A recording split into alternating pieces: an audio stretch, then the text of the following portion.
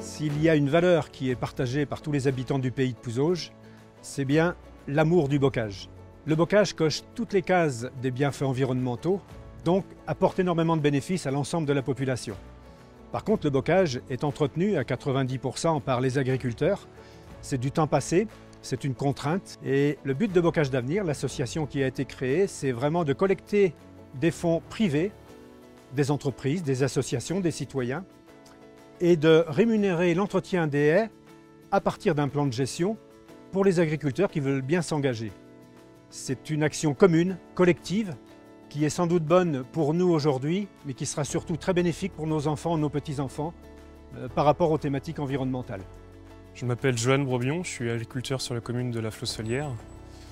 J'élève 40 vaches laitières sur 50 hectares. Je me suis engagé dans Bocage d'Avenir parce que je trouve que c'est une reconnaissance du travail effectué par nous les agriculteurs.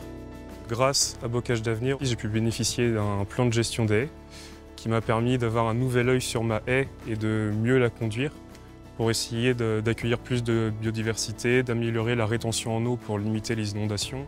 C'est vraiment intéressant, surtout dans un contexte de réchauffement climatique et d'effondrement de la biodiversité.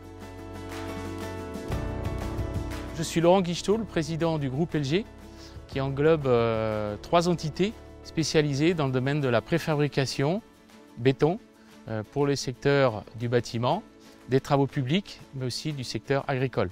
Nous sommes membres fondateurs de Bocage d'Avenir avec 2 autres sociétés, la société Gauthier Meubles et la société Mecapac. On est une entreprise du territoire, historiquement. On est attaché à notre territoire et de ce bocage.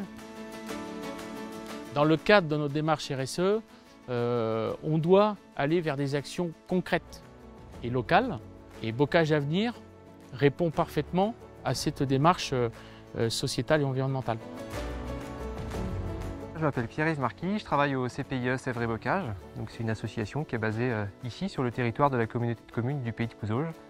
Alors, il y a un constat qui est partagé au niveau national et également au niveau local de diminution des linéaires de haies qui sont liés à 2 principaux facteurs, de l'arrachage de haies encore un petit peu et puis des modalités de gestion qui ne permettent pas un bon renouvellement de la haie.